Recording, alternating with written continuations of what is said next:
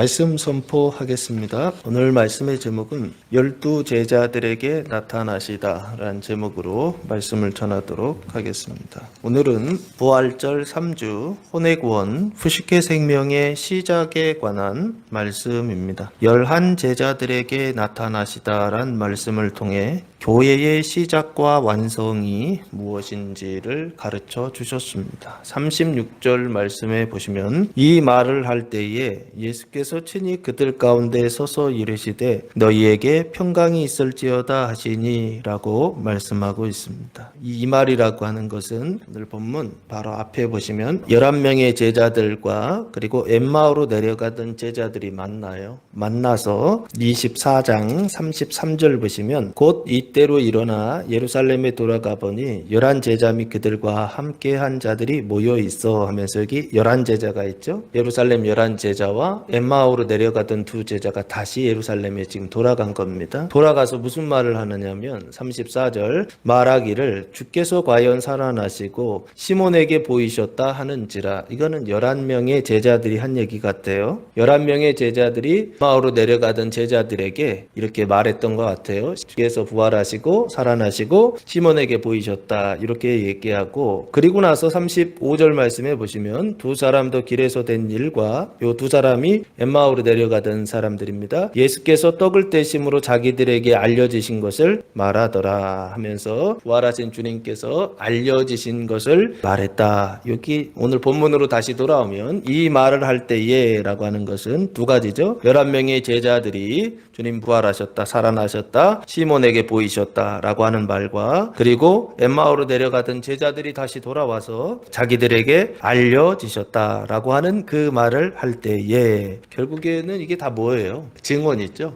11명의 제자들도 증언하고 있고, 그리고 2명의 제자들, 엠마오로 내려가던 제자들도 증언하고 있죠. 예수님께서 살아나셨다. 이걸 뭐라고 그래요? 부활이라고 하지 않습니까? 그래서 이 부활의 증언을 하고 있을 때 누가 오시느냐면 예수께서 친히 그들 가운데 서서 이르시되, 이 예수는 어떤 예수입니까? 십자가에 달려 돌아가셨죠. 그리고 부활하신 예수께서 친히 그들 가운데, 그들이 누굽니까? 11명의 제자들과 엠마오로 내려가던 다시 돌아온 제자들이죠. 이 사람들의 신앙적인 상태는 어떤 상태입니까? 생명이 있습니까? 없습니까? 아직 생명이 없는 상태. 그래서 사망은 있는데 생명이 없는 상태의 제자들입니다. 그들 가운데 서서 이르시되, 가운데 서서 이르시되라고 하는 것은 주님께서 어디에서 어디로 오셨다라고 하는 뜻인데 공간의 이동이 아니라 차원의 이동인 것 같다라고 그렇게 말씀을 드렸습니다. 그래서 5차원에서 3차원 제자들이 있는 곳으로 오셔서 가운데 서서 말씀하셨다라고 봐야 되지 않을까 싶습니다. 그래서 지금 주님께서 오신 장소는 어디입니까? 어디에서 어디로 오고 있거든요. 그럼 어디에서 지금 오셨을까요? 원래 계셨다가 지금 여기로 오신 건데 그 원래 계셨던 장소는 어디일까요? 요한복음 20장 17절 말씀해 보시면 부활하신 주님께서 이렇게 말씀하십니다. 예수께서 이르시되 나를 붙들지 말라. 내가 아직 아버지께로 올라가지 아니하였노라. 너는 내 형제들에게 가서 이르되 내가 내 아버지 곧 너희 아버지 내 하나님 곧 너희 하나님께로 올라간다 하라 하시니, 여기 보시면 부활하신 주님께서 어디로 올라가신다? 아버지 계신 곳으로 올라가신다라고 그렇게 말씀하고 있죠. 그래서 주님이 원래 계셨던 곳은 어디냐면 5차원 아버지 계신 곳, 거기에서 여기로 오신 거예요. 그 아버지 계신 곳을 사도 바울은 고린도 후서 12장 2절 말씀에서 셋째 하늘이다 라고 그렇게 말씀하고 있고, 4절에서 그곳을 낙원이다 라고 그렇게 말씀하고 있어요. 이것을 또한 사도 요한은 요한계시록 4장에 보시면 아버지 계신 그곳을 그림처럼 계시로 보여주셨습니다. 1절에서 3절 말씀에 보시면 이 일 후에 내가 보니 하늘에 열린 문이 있는데 내가 들은 바 처음에 내게 말하던 나팔 소리 같은 그 음성이 이르되 이리로 올라오라. 이 후에 마땅히 일어날 일들을 내가 내게 보이리라 하시더라 하면서 하늘문이 있죠. 그 열린 문이 있어서 그 하늘 문을 통해서 하늘로 올라가죠. 그곳에 뭐가 있느냐면 2절 내가 곧 성령에 감동되었더니 보라 하늘의 보좌를 베풀었고 그 보좌 위에 앉으신 이가 있는데 하늘의 보좌가 있죠. 그리고 그 보좌에 앉으신 분이 계시죠. 그 모습이 3절 앉으신 이의 모양이 벽옥과 홍보석 같고 또 무지개가 있어 보좌에 둘렀는데 그 모양이 녹보석 같더라 라고 말씀하고 있죠. 이분이 누구십니까? 하나님이시죠. 아버지 하나님을 지금 계시로 보여주고 있어요. 하늘의 문이 있고 그곳에 보좌가 있고 보좌에 앉으신 분들이 있고 그 보좌를 둘러서 24보좌들이 있고 네 천사들이 있고 그 앞에 7영이 있고 그리고 수정과 같은 유리바다가 있지 않습니까? 이 모습들을 요한계시록 4장에서 쫙 보여주고 있는데 그 첫 번째 모습이 뭐냐면 하늘 문 열고 들어갔더니 그곳에 뭐가 있더라? 보좌가 있더라. 그리고 그 보좌에 이런 분이 앉아 계시더라. 그렇게 표현하고 있는데 보석과 같이 빛나는 어떤 분이 그곳에 앉아 계셨다 라고 하는 것입니다. 그래서 지금 예수님께서 어디 계신 것이냐? 아버지 계셨던 그곳 그 보좌에 계셨다가 다시 오셨다라고 봐야 되지 않는가 싶어요. 그럼 오신 장소는 어디입니까? 제자들이 있는 곳이죠. 그 제자들이 있는 곳은 어디입니까? 사도행전 1장 13절 말씀해 보시면 들어가 그들이 유하는 다락방으로 올라가니 베드로, 요한, 야고보, 안드레와 빌립, 도마와 바돌로메, 마테와 및 알페오의 아들 야고보, 셀로신, 시몬, 야고보의 아들 유다가 다 거기에 있어 하면서 그들이 있었던 장소가 어디죠? 다락방이라고 되어 있지 않습니까? 여기요. 주님이 나타나신 이 장소도 다락방이에요. 다락방. 이 다락방이 누구의 집이냐면 12장 12절 말씀해 보시면 깨닫고 마가라는 요한의 어머니 마리아의 집에 가니 여러 사람이 거기에 모여 기도하고 있더라 라고 말씀하고 있죠. 여기 마가라 하는 요한의 어머니 마리아의 집이라고 되어 있죠. 요 마가가 마가복음을 기록한 그 마가입니다. 그리고 그 집에 어머니가 나오는데 그 어머니 이름이 마리아다라고 그렇게 되어 있죠. 그곳에서 모여서 기도하고 있다라고 말씀하고 있죠. 그래서 여기에요. 부활하신 주님께서 찾아오셨던 그 장소, 제자들이 모여 있었던 그 장소가 어디냐면 바로 요 마가라 하는 요한의 집, 그 어머니의 집, 마리아의 집이라고 그렇게 보시면 되겠습니다. 그래서 이 마리아의 집에서 무슨 일이 있었느냐 하면 누가복음 22장 12절 말씀해 보시면 예수님께서 마지막 돌아가시기 전에 유월절을 지키면서 제자들과 마지막 만찬을 나누셨던 장소 있죠. 그 장소가 이 다락방이에요. 다락방. 그리하면 그가 자리를 마련한 큰 다락방을 보이리니 거기서 준비하라 하시니 하면서 여기 다락방 나오죠. 이 다락방이 거기입니다. 마가라는 요한의 어머니 마리아의 집, 그 다락방을 지금 말하고 있는 것입니다. 그러니까 여기가 예수님께서 성만찬 마지막 만찬을 드신 곳이고 제자들의 발을 씻어주신 곳이고 그리고 또한 이곳이 뭐냐면 사도행전 2장 1절 말씀해 보시면 오순절 날이 이미 이름에 그들이 다 같이 한 곳에 모였더니 후련히 하늘로부터 급하고 강한 바람과 같은 소리가 있어 그들이 앉은 온 집에 가득하며 마치 불의 여처럼 갈라지는 것들이 그들에게 보여 각 사람 위에 하나씩 이마에 있더니 그들이 다 성령의 충만함을 받고 성령이 말하게 하심을 따라 다른 언어들로 말하기를 시작하니라 라고 말씀하셨던 집, 오순절 성령이 강림하셨던 그 집, 그들이 모였던 그곳이 바로 여기입니다. 다락방. 마가라는 요한의 어머니 마리아의 집, 그 다락방이라고 보시면 돼요. 그래서 아버지 하나님 계신 그 집에서 그 보좌에서 지금 어디로 오신 거냐면 마가라는 요한의 어머니 마리아의 집 그 다락방에 예수님 오셔서 서서 이르시되 지금 말씀하고 계시는 거예요. 부활하신 주님께서 제자들에게 오셔서 첫 번째 하신 말씀이 뭐냐면 너희에게 평강이 있을지어다 하시니라고 말씀하고 있습니다. 이 너희라고 했을 때 너희는 제자들을 얘기하는데 이 제자들은 평강이 있을지어다 라고 할 때 이 말씀을 하기 전에는 사망밖에 없었어요. 그런데 너희에게 평강이 있을지어다 하시는 그 순간 사망 가운데 그 평강이 그 생명이 여기에 창조가 돼요. 그래서 이 너희는 뭐가 되느냐면 사망과 생명이 공존하는 너희가 됩니다. 그리고 평강이라고 하는 단어는 에이레네라고 하는 단어를 사용했는데 뜻은 평화, 하나됨 그리고 안식이라고 하는 뜻이 있다라고 그렇게 말씀을 드렸죠. 요한복음을 통해서 이 안식의 의미가 무엇인지를 통해서 부활하신 주님께서 오셔서 평강을 제자들에게 주셨을 때 그 평강이 무엇인지를 그렇게 설명을 드렸어요. 평강이라고 하는 것은 평화와 하나됨과 안식이라고 하는 뜻을 가지고 있는데, 안식이라고 하는 것은 무엇입니까? 출애굽기 31장 13절 말씀과 에스겔서 20장 12절 말씀에 보시면 거룩함의 표징이다라고 그렇게 말씀드렸죠. 그 거룩함의 표징으로서의 안식을 주셨다라고 그렇게 말씀드렸어요. 그러면서 그 거룩함이라고 하는 게 뭐냐라고 하는 것을 레위기서 18장과 19장을 통해서 설명을 드렸죠. 레위기서 19장에서 거룩하라라고 말씀하셨는데 그 거룩하라는 게 뭐냐? 바로 앞에 있는 내용의 반대라고 그렇게 말씀드렸어요. 그래서 레위기서 18장에 뭐라고 말씀드렸냐면 가증함 행실에 대해서 말씀드렸죠. 그 가증함이라고 하는 게 뭐예요? 19가지 음란한 상태다라고 그렇게 말씀드렸죠. 그래서 가증함을 거룩함으로, 그리고 그 음란함을 순결함으로 바꿔주시는 것, 이것이 바로 뭐냐면 평강, 요한복음에서 말씀하시는 평강이 있을지어다라고 그렇게 말씀을 드렸어요. 또 오늘 말씀도 그 안식으로 설명해야 될까라는 생각이 좀 고민이 있었는데 보니까 그걸로 설명하면 안 될 것 같아요. 그래서 오늘 안식은 평화와 하나됨과 안식이라고 하는 뜻 가운데 이 하나됨, 그 시작에 관한 말씀으로 전해야 되지 않을까 싶습니다. 이 하나됨에 대한 언약, 생명과 하나 되는 그 언약, 영광과 그 하나 되는 언약이 어디에 기록되어 있느냐면 출애굽기 40장에 기록되어 있습니다. 성경에 영광이라고 하는 단어가 많이 나오는데 영광이 이스라엘과 하나가 되는 사건이 있는데 그것이 바로 출애굽기 40장 34절 말씀, 구름이 회막에 덮이고 여호와의 영광이 성막에 충만하매 라고 말씀하고 있어요. 여기 보시면 구름이 회막에 덮이고, 이 회막이라고 하는 것은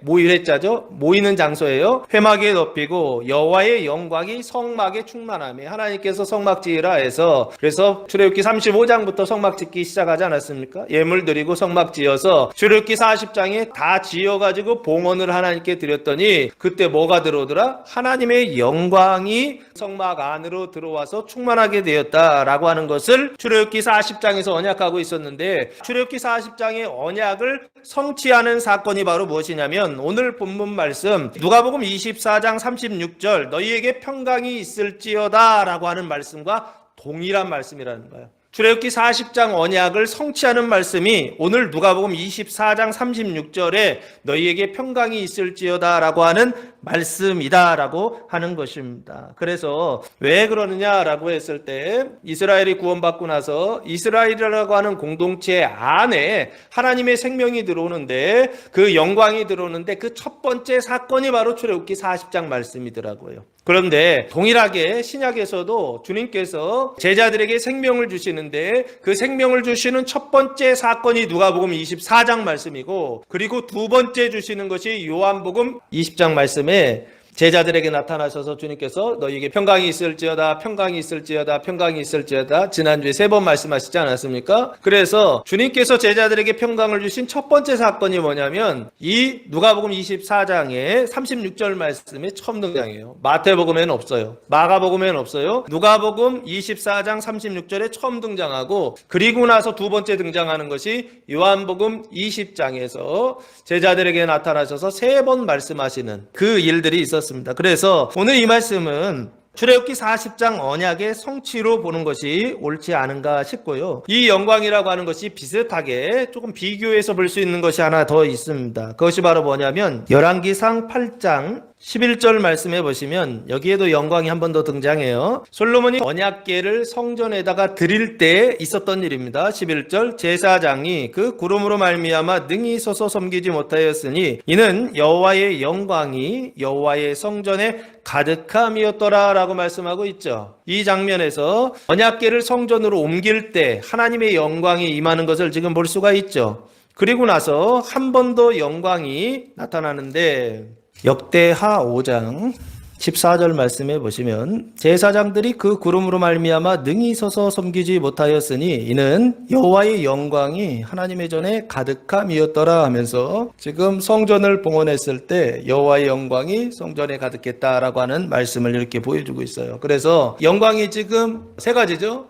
모세의 성막에 하나님의 영광이 임하고, 그리고 두 번째는 솔로몬의 성전에 하나님의 영광이 임하고, 세 번째는 역대하 5장의 솔로몬의 똑같은 성전인데 하나님의 영광이 임했다라고 그렇게 말씀하고 있죠. 그래서 이 영광을 좀 구분해서 생각해야 된다라고 그렇게 말씀을 드렸습니다. 앞에는 영광의 시작이다 라고 그렇게 봐야 되고, 그리고 뒤에 솔로몬의 성전은 그 자기 영광의 완성이다 라고 그렇게 말씀드렸고, 그리고 마지막 때 하에 나오는 솔로몬의 성전을 봉헌했을 때 하나님의 영광이 충만했다라고 하는 것은 형제를 구원하는 그 완전의 영광이다 라고 그렇게 설명을 드렸습니다. 오늘 본문은 비교해서 보신다고 한다면 이 뒤에 나오는 그 영광들과는 다른 그 영광의 시작이라고 보면 좋지 않을까 싶습니다. 너희에게 평강이 있을지어다 라고 하는 것은 결국에 생명으로 하나 되는 것을 말하는데, 그 생명의 시작을 말하고 있는 것이 아닌가 싶습니다. 그러면서 부활하신 주님께서 제자들에게 오셔서 너희에게 평강이 있을지어다 그렇게 말씀하시는데, 이 평강과 부활하신 예수와 좀 관련이 있습니다. 그래서 예수의 부활이 뭔지를 알아야 너희에게 평강이 있을지어다가 뭔지를 더 아주 분명히 더 이해할 수가 있어요. 그래서 예수의 부활은 뭐냐라고 했을 때 고린도전서 15장 42절부터 44절까지 말씀해 보시면 몸의 부활에 대하여서 사도 바울이 설명하는데 이렇게 설명합니다. 죽은 자의 부활도 그와 같으니 썩을 것으로 심고 썩지 아니할 것으로 다시 살아나며, 욕된 것으로 심고 영광스러운 것으로 다시 살아나며, 약한 것으로 심고 강한 것으로 다시 살아나며, 육의 몸으로 심고 신령한 몸으로 다시 살아나나니 육의 몸이 있은즉 또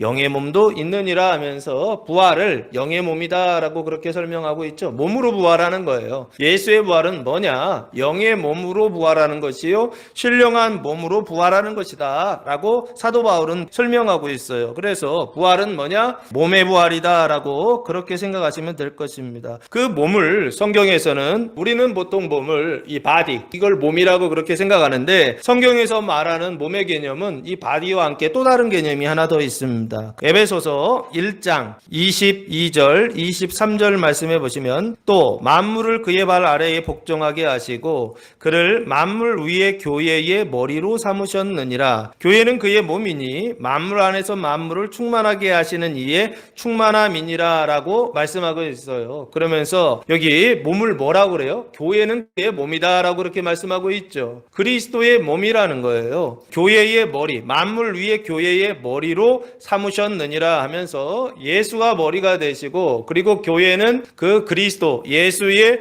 몸이 되어서 하나 되고 연합되는 상태, 그것의 시작, 그 시작을 오늘 본문에서 그걸 설명하고 있더라는 거예요. 너희에게 평강이 있을지어다 라고 하는 것은 머리 되시는 예수와 몸된 교회가 하나가 되어서 머리와 몸이 하나 되는 사건이라고 보셔야 된다고요. 하늘과 땅이 하나가 되는 사건이라고 보셔야 된다고요. 사망과 생명이 하나가 되는 사건이라고 보셔야 된다고요. 그거를 뭐라고 이야기해야 되느냐라고 했을 때, 저는 이게 바로 교회의 시작, 그 몸의 시작이라고 성경이 말씀하고 있는 것이 아닌가 싶습니다. 그래서 요한복음 1장 13절 말씀해 보시면 그리스도의 몸된 교회의 그 시작을 뭐라고 사도 요한은 표현하고 있느냐면, 요한복음 1장 13절, 이는 혈통으로나 육정으로나 사람의 뜻으로 나지 아니하고 오직 하나님께로부터 난 자들이니라 라고 말씀하고 있어요. 그러니까 이게 뭐예요? 교회의 시작은 결국에 하나님으로부터 나는 거예요. 이걸 뭐라 그럽니까? 이걸 거듭남이라고 하는 거예요. 하나님으로부터 나는 것을 거듭남이라고 하고, 그 하나님으로부터 난 자들의 그 모임 공동체를 교회라고 하거든요. 오늘 뭐가 시작되는 거냐면 교회가 시작되는 거예요. 그 교회가 시작되는 것을 지금 하나님으로부터 난 자들이라 그렇게 이야기하고 있고, 이것을 또한 사도 요한은 요한 1서 3장 1절 말씀해 보시면 이렇게 말해요. 보라, 아버지께서 어떠한 사랑을 우리에게 베푸사 하나님의 자녀라 일컬음을 받게 하셨는가. 우리가 그러하도다. 그러므로 세상이 우리를 알지 못함은 그를 알지 못함이라 하면서 지금 하나님의 자녀다라고 말하고 있죠. 그리고 2절에서 보시면 사랑하는 자들아, 우리가 지금은 하나님의 자녀라. 장래에 어떻게 될지 아직 나타나지 아니하였으나 그가 나타나시면 우리가 그와 같을 줄을 아는 것은 그의 참모습 그대로 그대로 볼 것이기 때문이니 하면서 지금은 우리가 뭐라고 그래요? 하나님의 자녀다라고 그렇게 말하고 있죠.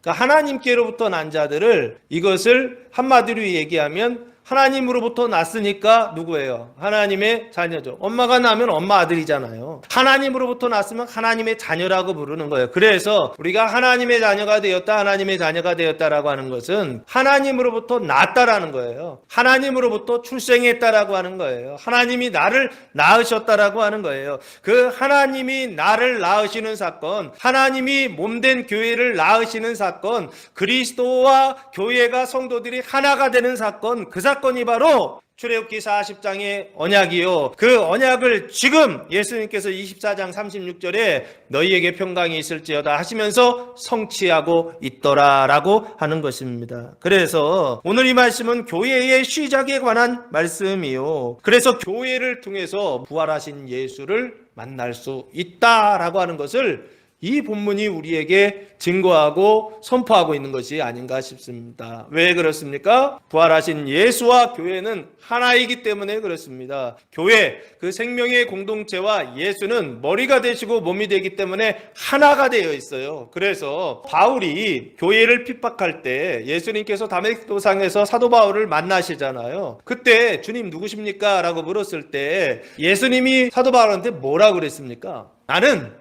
네가 핍박하는 예수다라고 그렇게 말씀하시지 않습니까? 실제로 사도 바울이 예수를 핍박한 적이 있습니까? 없습니까? 역사 속에서, 시간 속에서는 예수를 만나서 예수를 핍박한 적이 없어요. 다만 사도 바울이 핍박한 건 누구를 핍박했어요? 교회를 핍박하고 성도들을 잡아서 잔멸하기 위해서 다메섹까지 공문을 받아서 가고 있었다고요. 그럼 실제로 한 일은 교회를 핍박한 일이라고요. 교회와 성도들을 핍박했는데 예수는 뭐라고 지금 얘기하고 있느냐? 네가 나를 핍박했다고 얘기하더라고요. 교회를 핍박하는 것이 예수를 핍박하는 것이요, 성도들을 핍박하는 것이 예수에게 하는 것이다라고 그렇게 연합의 어떤 의식과 하나됨의 의식을 가지고 말씀하시더라고요. 오늘 이 본문이요, 너희에게 평강이 있을지어다라고 하는 말씀은 하나 되게 하시는 사건이요. 그래서 머리와 몸이 하나가 되어서 뭐가 탄생한 거냐면 하나님의 교회가 시작되고 교회가 탄생되고, 그래서 교회를 통하여 누구를 만나냐? 예수를 보고 예수를 만나는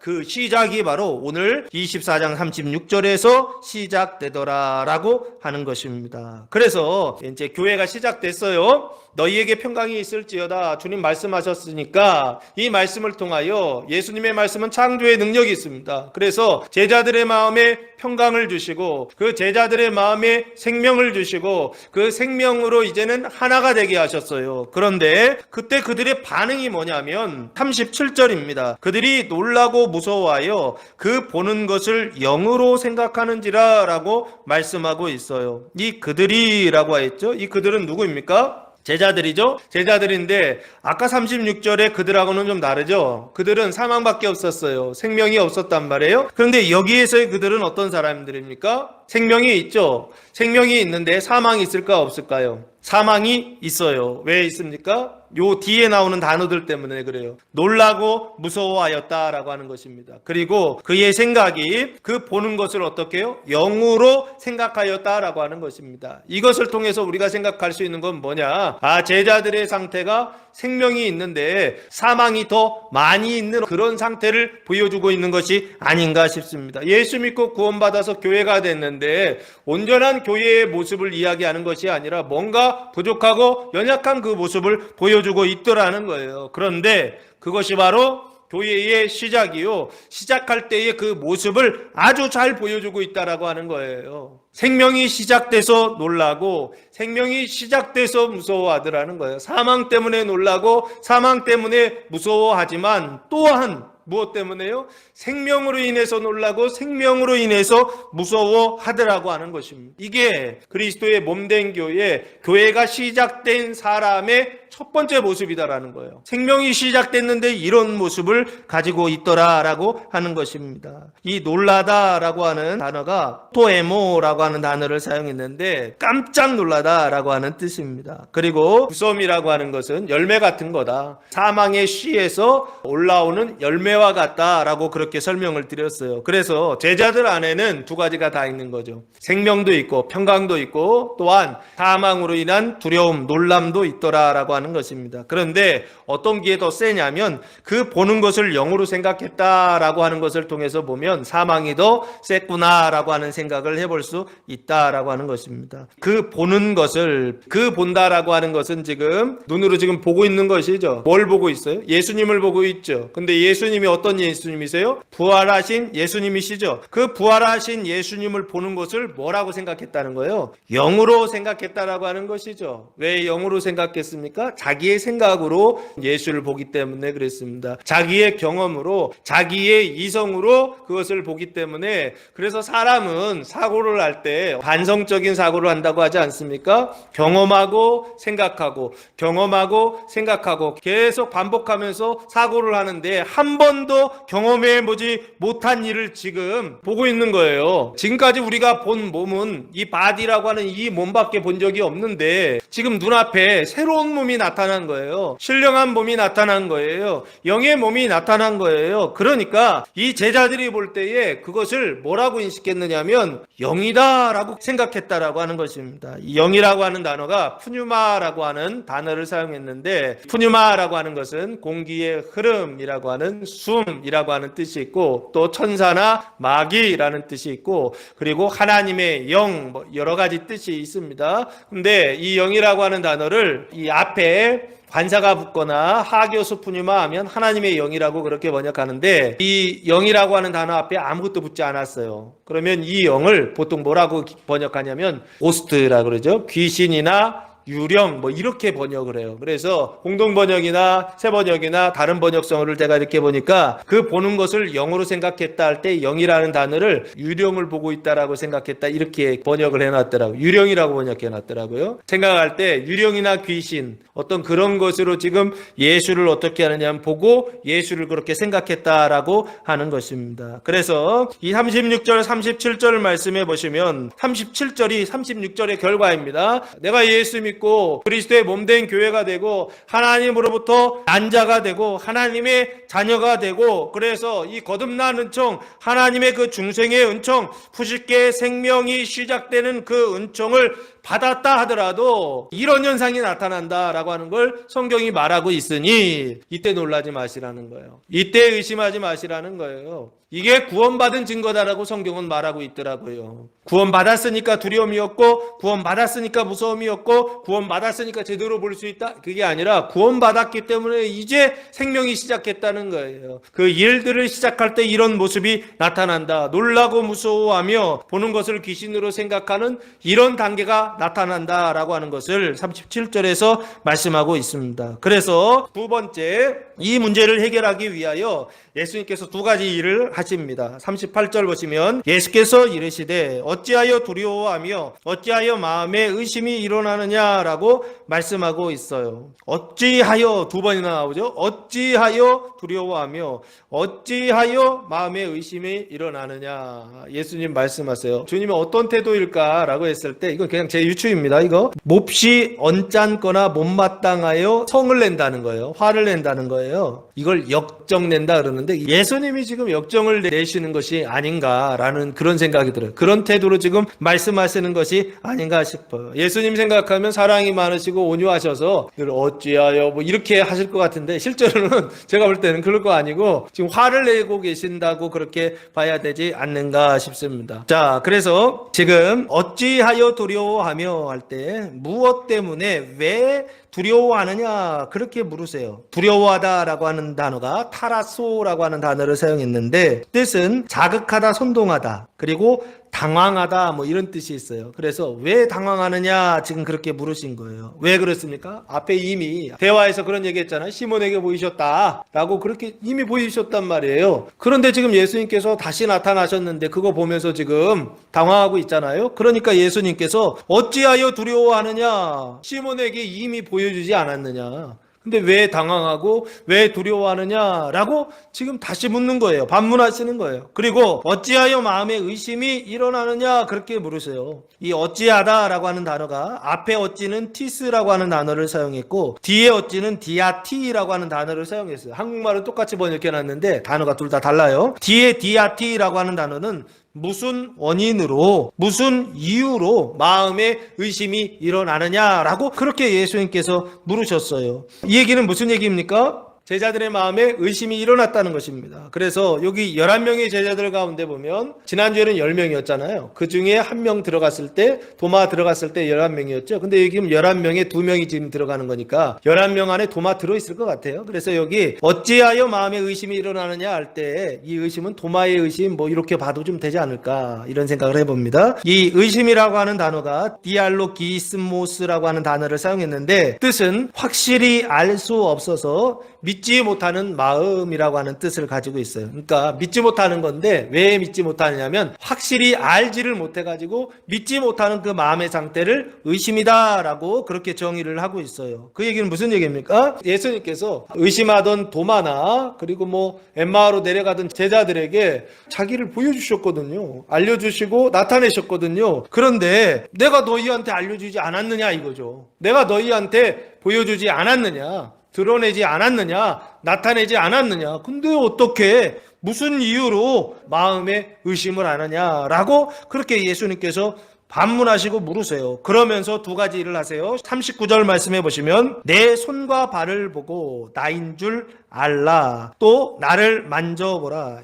영은 살과 뼈가 없으되 너희 보는 바와 같이 나는 있느니라 라고 말씀하세요. 내 손과 발을 보라는 거예요. 예수님의 손에 뭐가 있죠? 못자국이 있죠. 그리고 이 발에는요 못자국이 있지 않을까 싶은데 그 못자국을 보고 그리고 나인 줄 알라. 또 나를 만져보라 라고 그렇게 말씀하세요. 예수님 그 몸을 만져보라는 거예요. 그리고 앞에서는 보라 했을 때 눈으로 보라는 거죠. 보라는 거예요. 봐. 그리고 만져봐라는 거죠. 영은 살과 뼈가 없으되 너희 보는 바와 같이 나는 있다 없다. 있다라고 말씀해 주세요. 그러면 제자들이 지금 보고 있는 것이 눈으로 보고 있죠. 그런데 또한 지난번에 말씀드릴 때 이 보다라고 하는 단어가 에이돈이라고 하는 단어를 사용했는데 이 뜻은 뭐냐면 시각적으로 눈으로도 보지만 마음의 눈으로도 보는 거, 마음의 인식으로 보는 거, 깨닫는 거, 이것도 이 에이돈이라고 하는 단어에 들어간다라 그랬죠. 뜻으로 들어간다 그랬죠. 그러니까 여기 너희 보는 바와 같이 나는 있다라고 했을 때 이것이죠. 눈으로도 보지만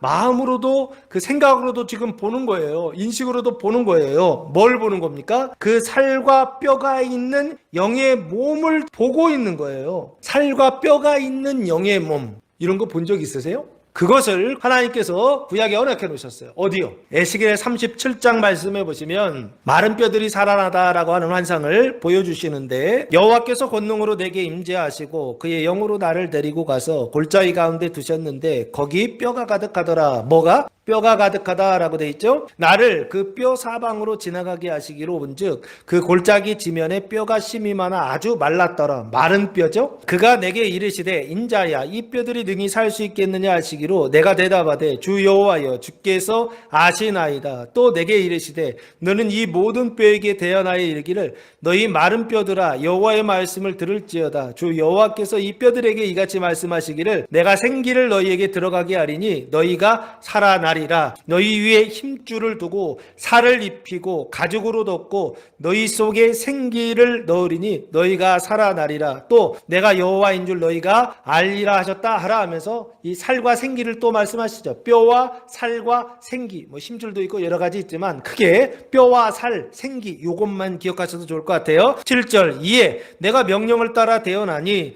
대언할 때에 여기 대언했다라고 하는 게 말하는 거죠. 예수님도 똑같이 말씀하셨죠. 하나님의 말씀을 말씀하셨죠. 그때 어떤 현상이 일어나는가 보시면 대언할 때에 소리가 나고 움직이며 이 뼈 저 뼈가 들어맞아 뼈들이 서로 연결되더라. 내가 또 보니 그 뼈에 힘줄이 생기고 살이 오르며 그 위에 가죽이 덮이나 그 속에 생기는 없더라 하면서 지금 가죽까지 살이 덮이고 가죽이 덮여서 그래서 뼈가 붙고 살이 생기는 그 현상까지 얘기했죠. 근데 뭐가 없더라? 생기가 생기가 없는 이런 상태를 얘기하죠. 뭐 했는데? 대언했는데 그냥 하나님의 말씀을 대언하고 말만 했는데 뼈가 결합되고 살이 오르더라는 거예요. 그리고 가죽이 덮였다는 거예요. 그래서 9절 말씀에 이제 하나 더 하시죠. 또 내게 이르시되 인자야 너는 생기를 향하여 대언하라. 생기에게 대언하여 이르기를 주 여호와께서 이같이 말씀하시기를 생기야 사방에서부터 와서 이 죽음을 당한 자에게 붙어서 살아나게 하라 하셨다 하라 라고 하나님 명령하셨죠. 이에 내가 그 명령대로 대언하였더니 대언하죠. 그냥 말만 한 거예요. 대단한 일 한 게 아니에요.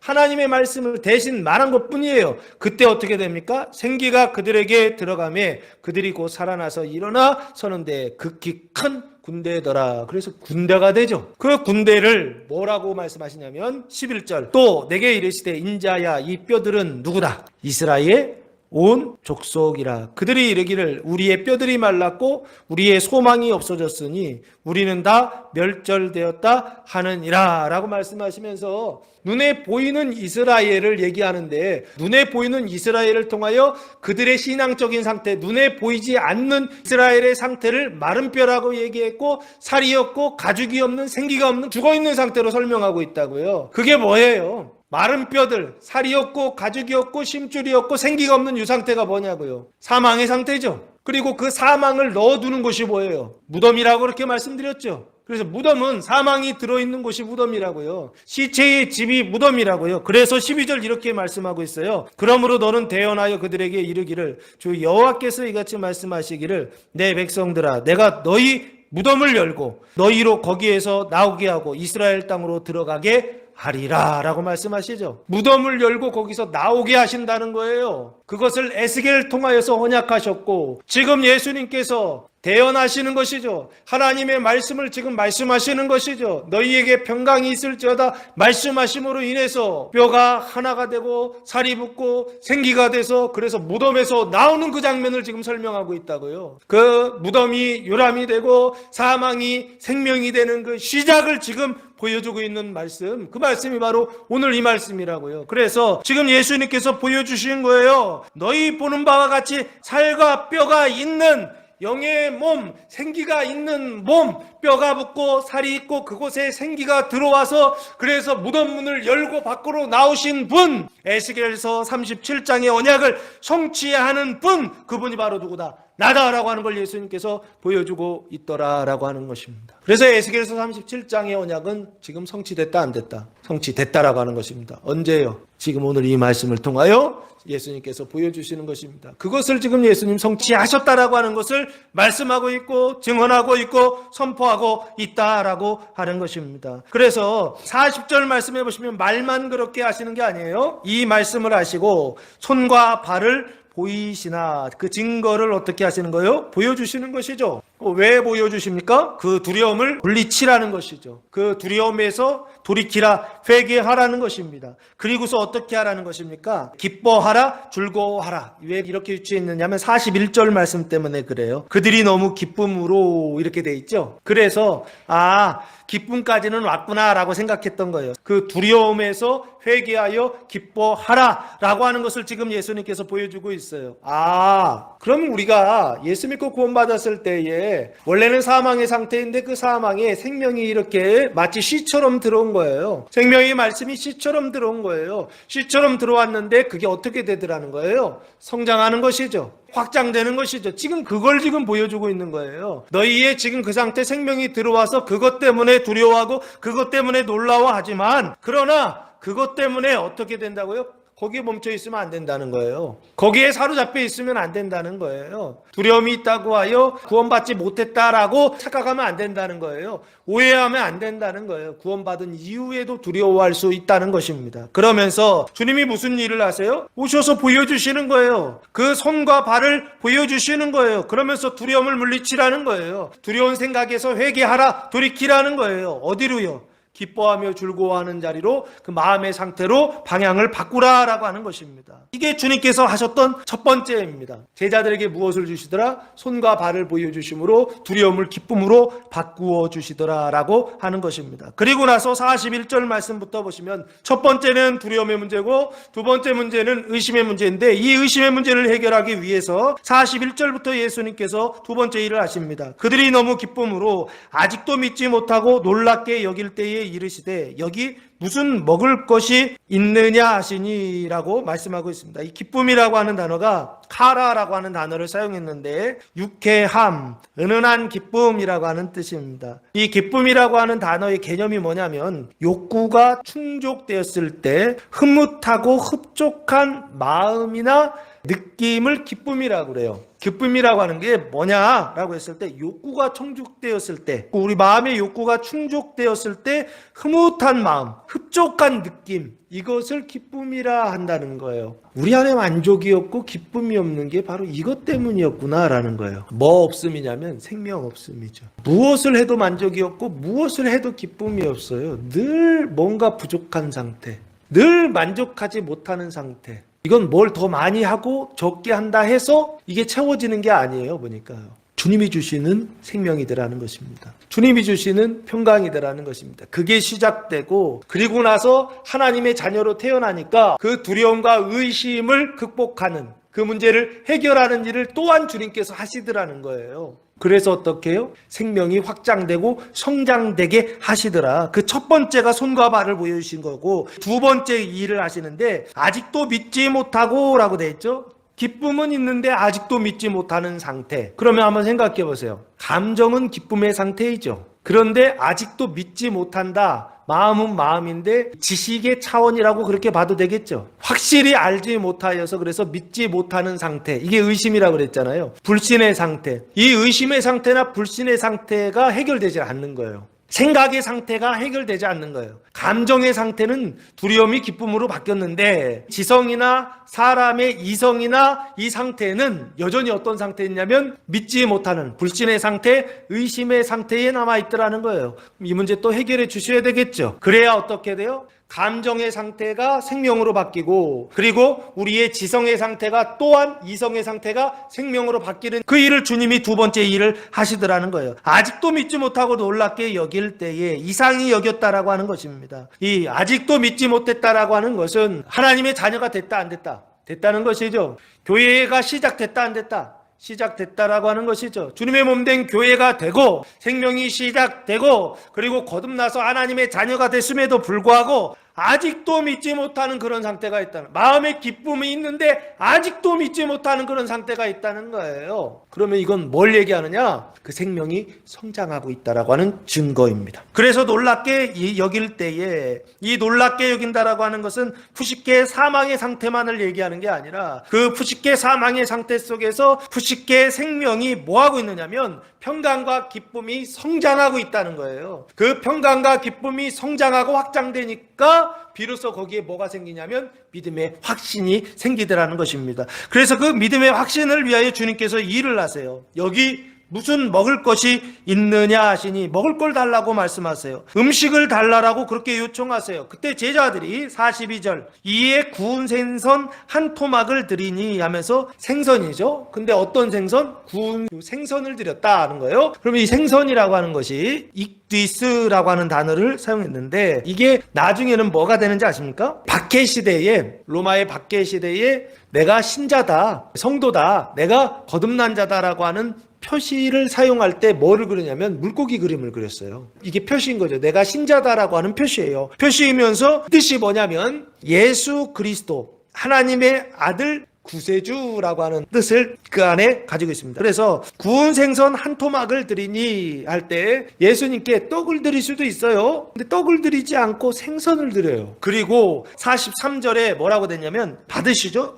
예수님께서 받으사 그 앞에서 잡수시더라라고 그렇게 말씀하고 있어요. 제자들 앞에서 어떻게 했다는 거예요? 받아서 먹었다는 얘기예요. 식사를 하셨다라고 하는 거예요. 보여주고 계시다라는 거예요. 왜 그렇게 하고 계시죠? 제자들이 의심하고 있었기 때문에 이 먹는 것을 보고 그 불신을 어떻게 하라는 거예요? 돌이키라는 것이죠. 회개하라라고 하는 것이죠. 그래서 뭐 하는 자? 믿지 않는 자가 아니라 뭐 하는 자가 되라? 믿는 자가 되라라고 예수님께서 물고기 먹는 그 일을 하고 계시더라라고 하는 것입니다. 결국에 그 믿는 자가 되라라고 하는 것은 뭐예요? 불신하는 자에서 믿는 자, 믿음으로 뭐 하는 자가 되라는 거냐면 성장하라라고 그렇게 봐도 되지 않을까 싶습니다. 그래서 36절 37절은 생명의 시작에 관한 중생에 관한 말씀이라고 한다면 38절에서 43절까지 말씀은 두려움을 기쁨으로 바꾸시고 의심을 확신으로 바꿔주시는 생명의 성장,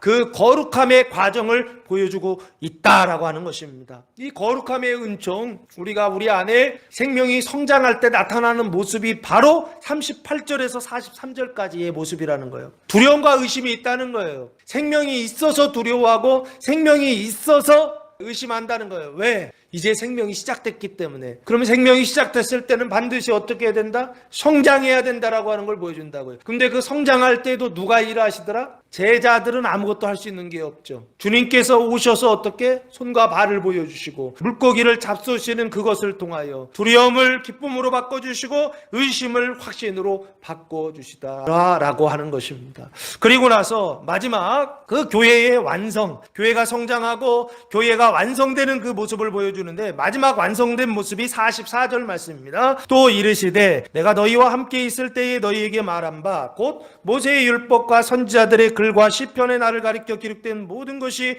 이루어져야 하리라 한 말이 이것이라 하시고 라고 말씀하고 있어요. 또 이르시되 내가 너희와 함께 있을 때, 그때가 언제입니까? 십자가에 달려 돌아가시기 전을 얘기하는 거예요. 그때를 뭐라고 부릅니까? 공생의 기간이라 그렇게 부르죠. 예수님께서 공적으로 하나님의 일을 하신 그 기간, 그때에 너희에게 말한 바, 예수님 말씀하시고 가르쳐 주셨죠. 예수님 안에 하나님이 계셨고 아버지께서 하신 말씀을 예수님께서 어떻게 하신 거예요? 다 대언하신 것이죠. 말씀하신 바 곧 모세의 율법과 선지자의 글과 시편의 나를 가리켜 기록된 모든 것이 이루어져야 하리라 한 말이 이것이라 하시고 하시면서 제자들에게 공생의 기간 동안 가르쳐 주신 말씀도 결국엔 뭐라는 거예요? 모세의 율법, 선지자의 글, 그리고 시편의 말씀, 그 말씀을 가르쳐 주셨다는 거예요. 기록된 모든 것을 가르쳐 주셨고 그 모든 것이 결국에 이루어져야, 그 모든 것이 지금 우리가 볼 때는 구약이죠. 율법과 선지자와 시편, 이게 구약이잖아요. 지금 우리가 볼 때는. 유대인들이 볼 때는 이게 성경이에요.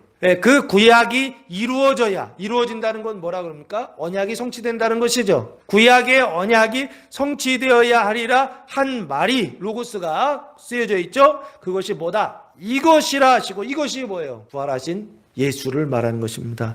그 이루어져야 하리란 말이 바로 이 부활이야 라고 예수님 말씀하셨다고요. 그 예수의 부활이다라는 것입니다. 구약에서 언약하고 그 구약의 그 언약이 성취된 것이 바로 이 부활이야 라고 말씀하신다고요. 그 예수의 부활을 우리는 다르게 생각하시면 안 돼요. 귀신이나 유령이나 어떤 영적 존재가 나타나는 신비주의로 생각하시면 안 돼요. 신비이기는 하지만 신비주의는 아니라고요. 교회는 뭐냐? 부활하신 예수는 뭐냐? 예수의 부활은 뭐냐라고 했을 때 몸의 부활이요, 교회의 부활이요, 하나님께로부터 난 자들의 부활이요, 그 생명의 부활이요, 이것을 하박국에서 부흥이라고 설명했던 것입니다. 그래서 부활이라고 하는 것을 다르게 생각하시면 안 돼요. 성경에서 말하는 부활은, 예수의 부활은 결국에 뭘 얘기하느냐? 주님의 몸된 교회로 보셔야 된다고. 주님의 몸으로 볼 수 있어야 된다고요. 그 주님을 보셔야 된다고요. 믿음이 강한 자와 믿음이 약한 자의 공동체요. 그래서 믿음이 약한 자의 그 발을 씻어주는 공동체요. 그들의 그 잘못을 용서하고 사해주는 공동체요. 그래서 믿음이 강한 자들이 이옥과 같이 죄가 없고 사망이 없음에도 불구하고 몸의 구원을 위하여서 고난을 받는 공동체요. 이게 바로 예수의 부활이다라고 하는 것입니다. 45절 말씀해 보시면 이에 그때 그들의 마음을 열어 성경을 깨닫게 하시고 하면서 좀 다른 차원이 나와요. 마음을 여셨다는 거예요. 근데 이 마음이라고 하는 단어가 칼디아라는 단어를 사용하지 않고 누수라고 하는 단어를 사용했어요. 뜻은 지능이나 마음인데 어떤 차원의 마음이냐면 사람의 지정의요. 인간의 지정의의 차원의 마음. 이걸 뭐라 그래요? 푸시케라고 말씀드렸죠. 사람의 지정의가 있는 것이 푸시케란 말이에요. 그러니까 결국에 마음을 열었다라고 하는 것은 이 푸시케를 여셨다는 거예요. 그 푸시케를 열어서 뭐를 깨닫게 하셨냐면 성경을 깨닫게 하셨다라고 말씀하고 있다고요. 그러면 그 푸시케가 성경을 깨닫기 전에는 어둠의 상태고 깨닫기 전에는 사망의 상태였는데 예수님께서 어떻게 해요? 깨닫게 하시는 것이죠. 뭐를 깨닫게 하시는 거예요? 그 성경을 깨닫게 하신다라고 하는 거. 성경이 하나님의 말씀이고 그 하나님의 말씀을 깨닫게 한다라고 하는 게 결국엔 뭘 얘기하느냐? 로마서 10장 17절 말씀해 보시면 사도 바울이 이렇게 말합니다. 그러므로 믿음은 들음에서 나며 들음은 그리스도의 말씀으로 말미암았느니라 라고 말씀하고 있어요. 믿음은 들음에서, 들음은 그리스도의 말씀을 듣는다 그랬죠.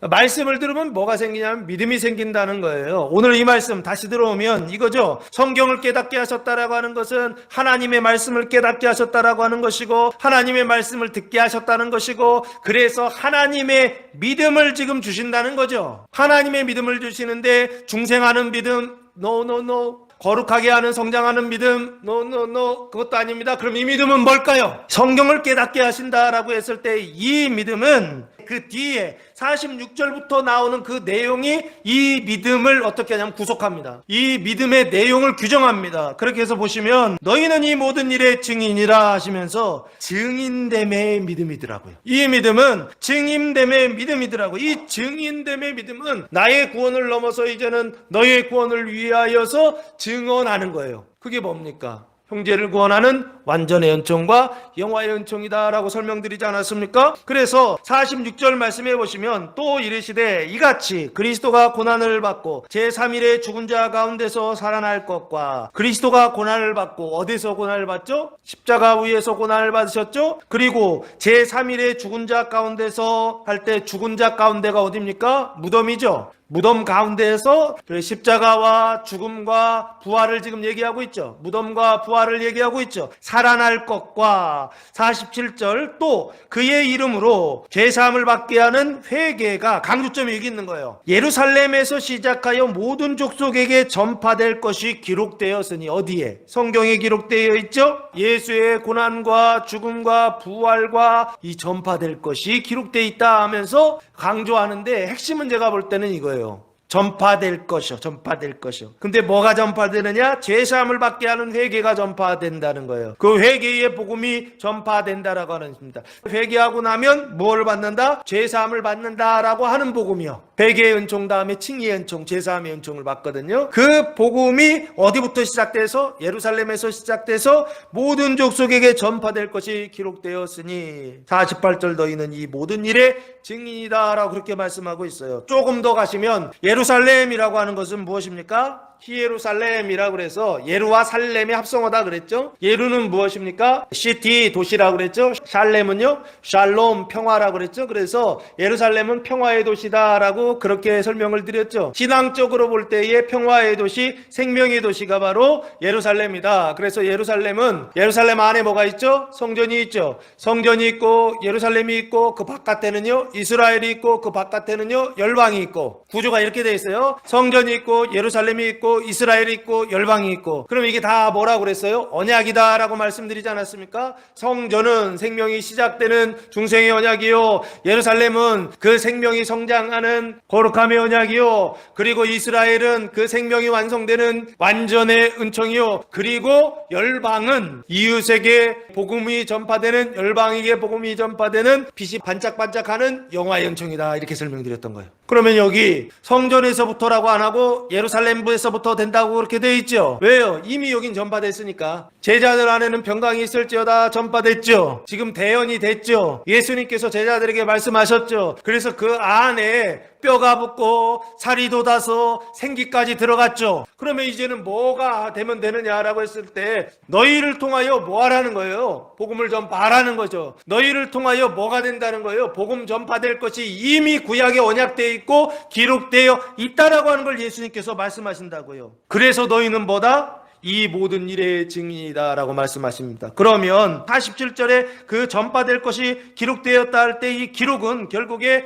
말씀인데 그 말씀은 뭐에 대한 말씀이냐? 증인됨의 말씀이라고요. 증인되는 말씀이라고요. 그 증인됨의 말씀은 어디에 근거한다 라고 했을 때 기록에 근거한다, 하나님의 말씀에 근거한다 라고 지금 말하고 있다고요. 너희가 증인되는 것은 너희의 실력이나 너희의 조건 아니다 지금 그 얘기를 하고 있다고요. 제자들이 증인되는 것은 기록된 하나님의 말씀에 증거하고 다른 근거, 다른 조건은 없다라고 말씀하신다고요. 너희가 증인이 된 것은 너희의 실력으로 된 거 아니요, 너희의 조건으로 된 거 아니요. 너희가 증인이 된 것은 기록된 하나님의 말씀과 그 언약을 통하여 너희가 증인이 되었다라고 하는 것입니다. 이 증인이라고 하는 단어가 48절에 말티스라고 하는 단어를 사용했는데 법정에서 법정적으로 증거라고 하는 뜻입니다. 너희가 증거라는 거예요. 제자들이 증거라는 것입니다. 사도들이 증거라는 것입니다. 평강을 받은 자들이 증거라는 것입니다. 너희가 이제는 증거, 증인이라는 것입니다. 형제를 구원하고 이웃을 구원하는 증인이라는 것입니다. 근데 너희가 증인된 그 조건은 너희 자신에게 있는 것이 아니라 기록된 하나님의 말씀에 있다는 것입니다. 하나님의 말씀에 기록되어 있기 때문에 너희는 증인이라는 것입니다. 할렐루야. 내가 뭐가 잘나서 증인이 아니라, 내가 뭘 잘할 수 있어서 증인이 아니라, 내가 증인되고 내가 증거가 된 것은 주님께서 그렇게 말씀하셨기 때문에 증인이다라고 하는 거 기억하시고, 자기 생각을 따라 살아가는 것이 아니라, 자기의 느낌을 따라 살아가는 것이 아니라, 자기 실력을 따라 살아가는 것이 아니라, 자기 조건을 의지하며 살아가는 것이 아니라, 하나님의 말씀을 의지하고 하나님의 말씀을 믿고 하나님의 말씀에 순종하며 살아가셔서 이 땅에서 예수 그리스도의 부활의 증거로서 살아가시는 성도들 되시기를 예수님의 이름으로 축원합니다.